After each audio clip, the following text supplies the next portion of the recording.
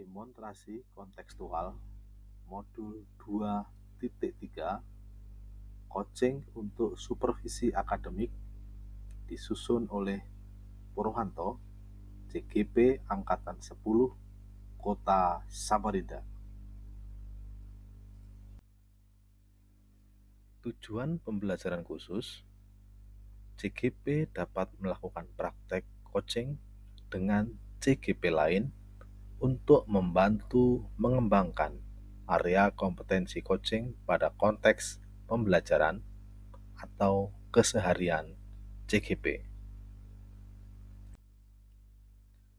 Percakapan pra-supervisi, Supervisor Purwanto, Supervisi Muhammad Saiku Rohman. Selamat pagi Pak Saiku. Selamat pagi Bapak. Bagaimana kabar pagi hari ini? Pagi hari ini sangat luar biasa dan sangat bahagia. Baik. Sehat Pak Saiku? Alhamdulillah sehat Pak. Terima kasih Pak Saiku pada kesempatan hari ini kita akan berdiskusi terkait pra-supervisi. Baik Pak. Di mana dalam kegiatan pra-supervisi tentunya akan Bapak sampaikan terkait rubrik penilaian percakapan coaching.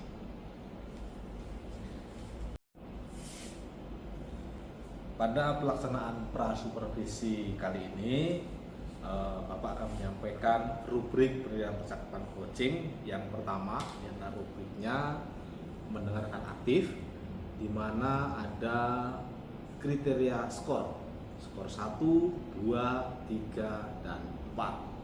Untuk skor 1, kriteria 3 kali atau lebih muncul judgement, asumsi, dan atau asosiasi.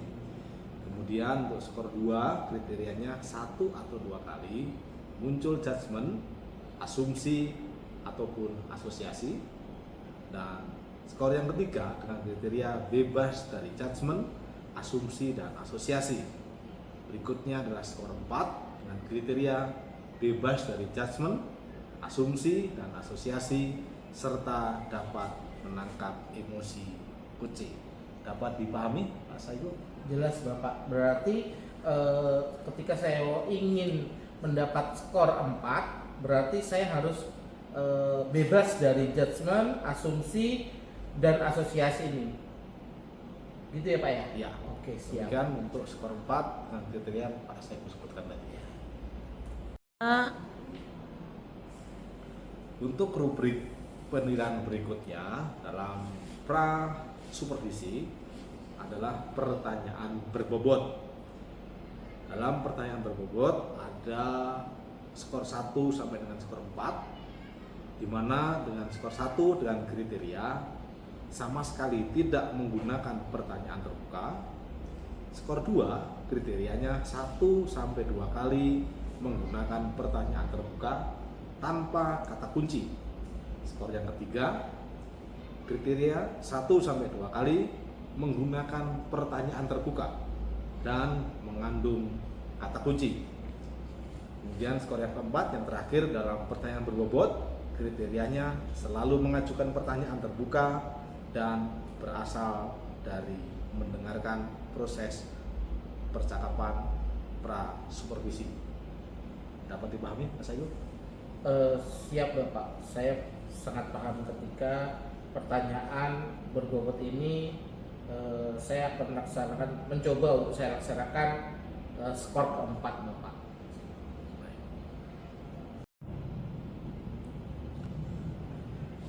Untuk rubrik yang ketiga pada proses pra supervisi adalah dengan kriteria adalah memberdayakan coaching. Rubrik penilaian ada 4 skor yang tertinggi dengan kriteria skor 1 kriteria masih memberikan pertanyaan yang mengarahkan. Skor 2 dengan kriteria 1 sampai 2 kali masih memberikan saran atau solusi. Skor yang ketiga dengan kriteria tidak memberi saran atau solusi, dan skor yang keempat dengan kriteria membantu membuat rencana aksi spesifik mendorong ide dari coach pada saat diminta saran berbagi pengalaman. Dari ketiga kriteria, mendengar aktif, pertanyaan berbobot, dan memberdayakan coach, apakah bisa dipahami dan dilaksanakan, Pak Saiku? Insya Allah saya akan melaksanakan tiga-tiganya dengan semampu saya, Pak. Pada bagian selanjutnya, kegiatan prasupervisi adalah menanyakan kompetensi coaching apa yang ingin dikembangkan saat kegiatan coaching. Yang saya akan kembangkan dan saya akan lakukan sebaik-baiknya itu ada 3, Bapak. Yang pertama mendengarkan aktif, setelah itu pertanyaan yang berbobot, dan memberdayakan coach dengan lebih baik, lebih santai dan lebih mengeluarkan pendapat-pendapat. Kemudian yang berikutnya, kegiatan supervisi adalah menanyakan bagian kompetensi mana yang secara spesifik ingin diobservasi. Iya, kalau saya dengan kondisi dan kebiasaan ataupun yang saya ingin laksanakan itu yang paling utama itu adalah mendengarkan aktif, karena ketika kita mendengarkan aktif coach pun juga memberikan effort yang akan lebih baik terhadap kita, Bapak. Terima kasih.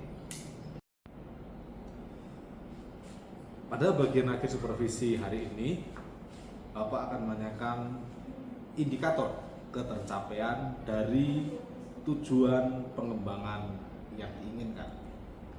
Pengembangan yang saya inginkan adalah ketika coaching ini, coach bisa menyampaikan hal-hal yang apa yang diinginkan coach.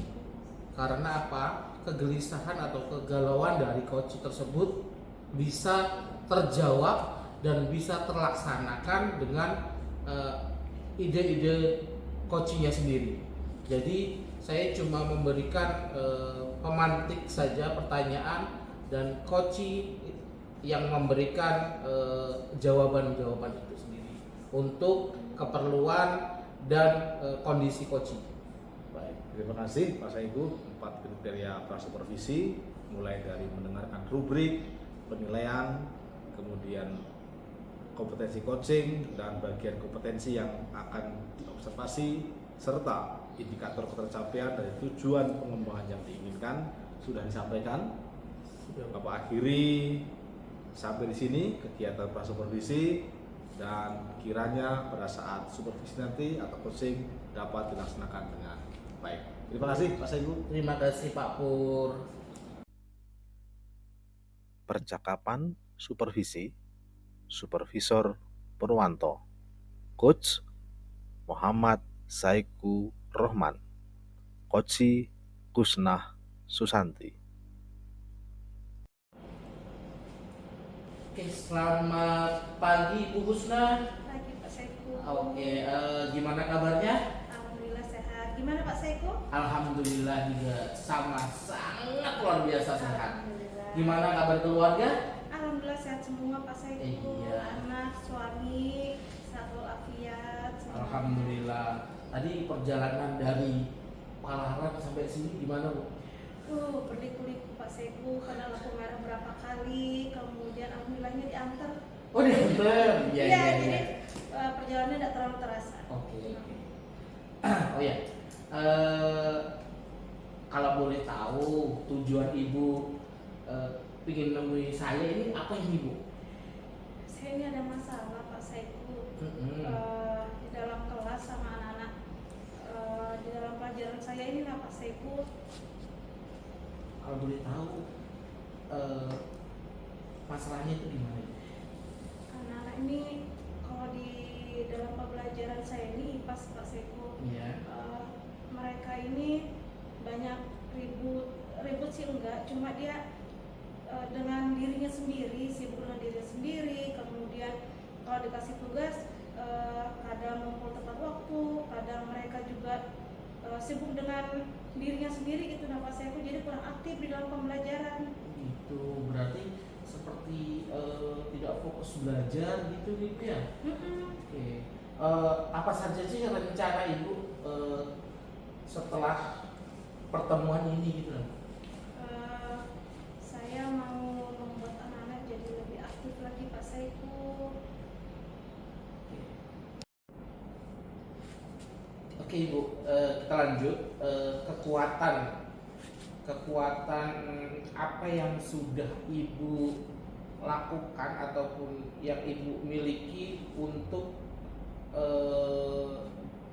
agar siswa tersebut itu fokus gitu, kekuatan dari diri Ibu. Kekuatan saya itu atau kelebihan yang udah saya miliki Pak ya, sejauh ini saya ini menjadi guru yang sabar, kemudian saya selalu ingin belajar Pak Saiku. Kayak yang udah saya lakukan ini kan anak-anak saya berikan LKPD, materi itu hanya dalam satu bentukan saja. Nah kemudian dengan saya yang mau belajar, kemudian mencari apa sih ilmu yang bisa saya terapkan untuk kesulitan anak di kelas tadi. Bagi saya selalu ingin belajar dan mencari ilmu yang baru Pak Saiku. Oke. Selanjutnya Ibu ya, dari skala nih, dari skala 1 sampai 10, Ibu itu di posisi mana dalam proses itu? Kalau masih awal itu Pak, saya masih 5 deh Pak. Tapi saya kan udah mulai lagi belajar dengan apa sih yang mau saya lakukan untuk perbaikan ke anak-anak. Ya saya pengen nanti saya bisa di skala 8 deh Pak. Berarti harus semakin naik ya Bu ya? Iya, saya ingin ada peningkatan deh Pak. Jadi yang anak-anak yang awalnya dia itu nggak mau rajin, nggak mau aktif, mudah-mudahan bisa meningkat lah Pak keaktifannya mereka di dalam kelas. Oke.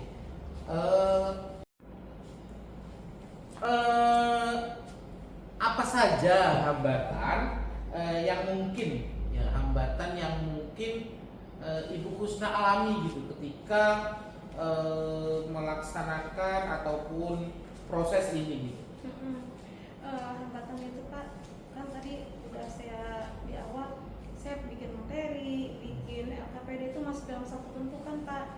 Sedangkan anak-anak ini kan mungkin karena saya kurang memahami kebutuhan mereka Pak, seperti minatnya mereka itu di mana, kemudian ada yang aktifnya seperti apa.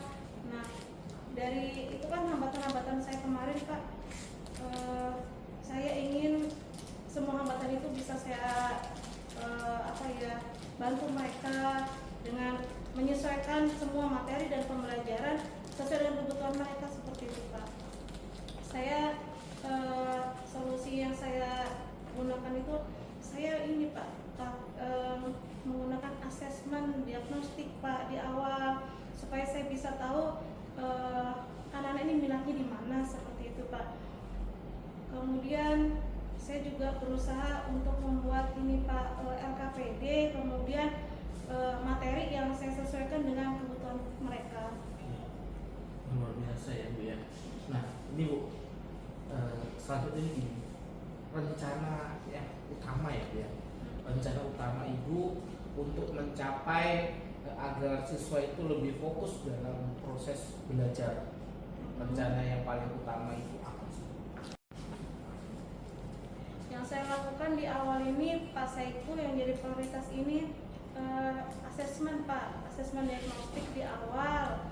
Kemudian itu kan saya gunakan untuk mengetahui kemampuan siswa itu di mana, kemudian kebutuhannya mereka di mana, dan minatnya mereka itu apa. Kalau saya udah tahu mereka minatnya di mana, berarti saya bisa udah menyesuaikan kebutuhan mereka. Siapa tahu di situ dalam kelas ada anak yang auditori, kemudian ada yang visual, kemudian ada anak yang kinestetik.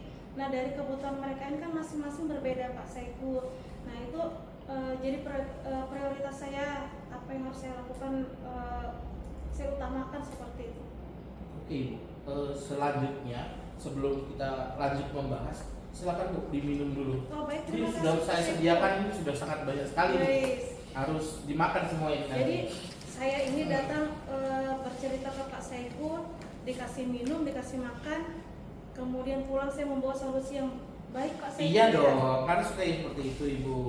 Karena bagaimanapun kita kan saling memberikan apa ya, pembelajaran. Saya dapat pelajaran dari apa yang Ibu laksanakan dan Ibu mendapatkan apa yang Ibu harapkan, seperti itu.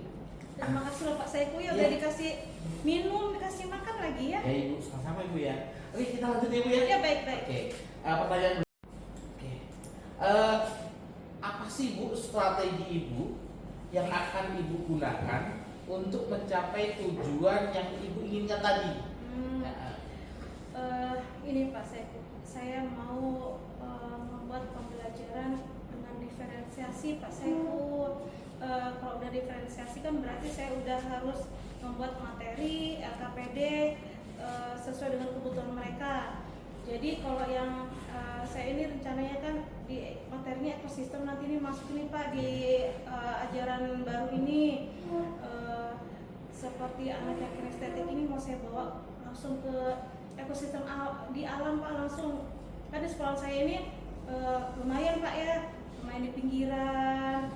Di situ masih ada kolam-kolam, masih ada kebun, masih ada ya ekosistem mini-mini yang asli itu masih ada. Terus kalau yang auditori kemudian visual itu nanti saya memberikan link kepada mereka Pak sesuai dengan kebutuhan mereka. berarti di sekolah Ibu itu sudah sangat luar biasa Ibu ya. Maksudnya mereka bisa sudah memberi apa ya? Mencari informasi di alam sendiri gitu ya. Karena mungkin lingkungannya gimana? Ya lingkungan itu masih ini Pak, masih di pinggiran kota, jadi masih alamnya masih bagus lah seperti itu, walaupun dia sedikit tapi masih ada. Kemudian kalau yang kinestetik ini Pak, kenapa saya bawa ke alam? Kan mereka anaknya anak super, kemudian mereka tidak bisa diam di dalam kelas begitu saja. Oke Bu, jangka waktu Ibu, jangka waktu yang digunakan dalam pencapaian tujuan Ibu tadi itu kira-kira gimana? Kalau jangka waktunya ini Pak Saiku mungkin ya kurang lebih 1 bulan Pak Saiku, karena kan saya harus membuat modul ajarnya ini yang saya sesuaikan dengan kebutuhan mereka. Berarti kan saya modulnya berbasisnya diferensiasi ya pembelajarannya, kemudian bikin materinya, kemudian saya juga harus bikin LKPD sesuai dengan kebutuhan mereka Pak. Kalau sebulan mungkin cukup kali Pak, sudah sampai selesai sampai di penilaian kayak gitu Pak. Kemudian setelah itu saya bisa mengimplementasikannya di dalam kelas di ajaran baru ini nanti. Oke Ibu, selanjutnya apakah sudah ada gambaran ukuran keberhasilan yang akan Ibu lakukan? Tolak ukur dari keberhasilan saya ini Pak ya, tujuan pembelajarannya berhasil Pak. Kalau tujuan pembelajarannya ini udah berhasil, yang awal mula tadi belum berkembang menjadi sudah mulai berkembang, dan pada akhirnya yang sedang berkembang ini anak-anak jadi berkembang dengan baik. Itu tolak ukur saya Pak dari tujuan pembelajaran yang tercapai. Seperti itu. Oke Bu, upaya Ibu melakukan pencegahan dan mengantisipasi terjadinya gangguan untuk mengganggu proses ataupun ritme dari tujuan Ibu itu gimana? Untuk mengantisipasinya Pak ya, apa yang harus saya lakukan? Yang pertama saya mencari referensi Pak. Di PMM kan banyak banget ya. Kemudian dari saya mencari referensi, kemudian bisa saya gunakan. Kemudian juga saya sharing nih Pak dengan rekan sejawat yang satu mapel. Di sekolah saya itu ada, kami ngajar IPAS ada bertiga. Berarti ada rekan sejawat saya itu dua guru lagi yang bisa saya lakukan diskusi sama mereka. Kemudian apa Pak ya, bisa lagi saya juga dengan rekan sejawat yang bukan satu mata pelajaran, bagaimana mereka mengatasi permasalahan seperti saya. Jadi saya gunakan diskusi kolaborasi dengan rekan-rekan saya di sekolahan. Oke Bu, pertanyaan terakhir di rencana itu, apa saja yang harus Ibu perhatikan sebelum melaksanakan tujuan itu yang Ibu perhatikan? Yang saya perhatikan analisis asesmen, hasil dari asesmen tadi saya kan berarti saya harus menganalisis siswa saya ini, murid-murid saya ini yang mana yang masuk di estetik, mana yang masuk di auditori, dan saya juga harus bisa menganalisis materi yang seperti apa bentukannya yang saya berikan kepada murid-murid saya itu Pak. Oke. Ini Bu, pertanyaan terakhir nih. Siapa saja sih yang membantu komitmen Ibu tadi? Siapa saja yang membantu itu, dan bagaimana tindak lanjutnya setelah coaching? Oke Pak Saiku, yang bisa membantu saya menjaga komitmen ini yang jelas yang pertama adalah rekan sejawat saya sesama guru IPAS kan. Jadi dia bisa untuk mengingatkan saya Pak sudah sejauh mana saya dalam implementasi tujuan saya ini tadi. Kemudian saya kayaknya perlu dukungan dari guru BK, namanya anak-anak di kelas ini kan kalau dia kurang aktif, kalau sudah diberi sesuai kebutuhan mereka, siapa tahu ada kebutuhan selain itu yang mereka perlukan. Jadi saya perlu dukungan dari guru BK. Kemudian kurikulum deh Pak, kayaknya Pak, kurikulum supaya bisa memantau sejauh mana kemampuan saya dalam melaksanakan implementasi ini. Kemudian tindak lanjut coaching DSS ini Pak ya, mudah-mudahan kita bisa ketemu lagi Pak Saiku, kemudian bisa jadi Pak Saiku bisa melihat nih sejauh mana sudah yang bisa saya lakukan di dalam tujuan saya ini Pak Saiku. Oke Bu, ya semoga kedepannya mungkin beberapa bulan, karena tadi sudah informasi sekitar 1 bulan. Nah, saya tadi juga ingin lihat peningkatan yang tadi 5 ataupun mau jadi 8. Nanti kita lihat di coaching berikutnya sampai berapa tujuan-tujuan itu terlaksana dan komitmen itu terlaksana. Ibu ya. Iya Pak. Oke, terima kasih. Terima kasih untuk waktunya juga Ibu. Ya, saya terima kasih Pak Saiku udah mau datang, mau dengerin saya bercerita, dan akhirnya saya udah bisa menemukan solusi nih Pak Saiku atas permasalahan saya. Terima kasih Pak Saiku ya. Sama-sama Ibu. Percakapan pasca supervisi, Supervisor Purwanto, Supervisi Muhammad Saiku Rohman.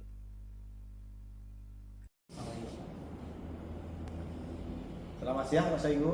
Selamat siang Pak Pur. Bagaimana keadaan hari ini, sehat? Alhamdulillah sehat dan luar biasa Pak. Baik, terima kasih Pak Saiku. Pada siang hari ini sudah kita bisa bertemu dalam melaksanakan kegiatan pasca supervisi. Pada kegiatan sebelumnya Bapak sudah melihat Pak Saiku melaksanakan proses coaching dengan coaching, dan tentunya Bapak juga sudah mencatat dari hasil coaching tersebut yang tentunya nanti akan Bapak sampaikan kepada Pak Saiku. Yang berikutnya,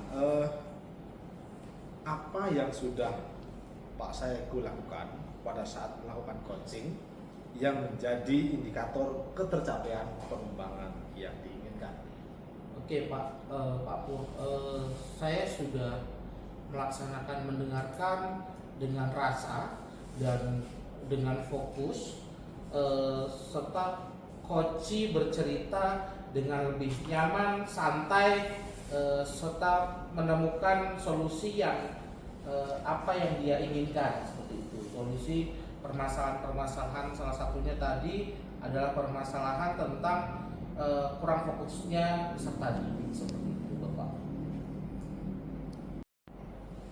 Baik, untuk kesempatan berikutnya, Bapak akan menyampaikan catatan hasil observasi berbasis data yang bebas dari penilaian dan asumsi, fokus pada area yang ingin dikembangkan berdasarkan hasil percakapan. Pada saat melakukan coaching tadi, Bapak mengamati dari proses awal sampai dengan akhir, di mana pada proses coaching Pak Saiku selaku coach senantiasa melaksanakan kegiatan mendengar dengan aktif, di mana pada kegiatan mendengar dengan aktif Pak Saiku bebas dari judgement atau tidak menjudgement coachee, kemudian tidak menyampaikan asumsi dan asosiasi kepada coachee, serta dapat menangkap emosi coachee secara keseluruhan.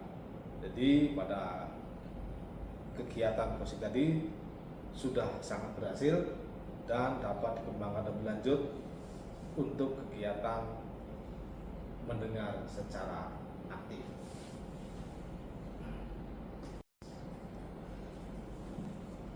Dalam kegiatan pasca supervisi yang terakhir, ada pertanyaan yang akan Bapak sampaikan kepada Pak Saiku terkait kompetensi apa lagi yang ingin dikembangkan berdasarkan hasil melakukan coaching yang baru saja dilakukan. Oke Bapak, kompetensi yang akan saya kembangkan dalam coaching berikut-berikutnya itu yaitu tentang pertanyaan yang berbobot Bapak, karena memang pertanyaan yang berbobot ini kan menurut saya nggak cukup sulit, karena untuk lebih menggali dari si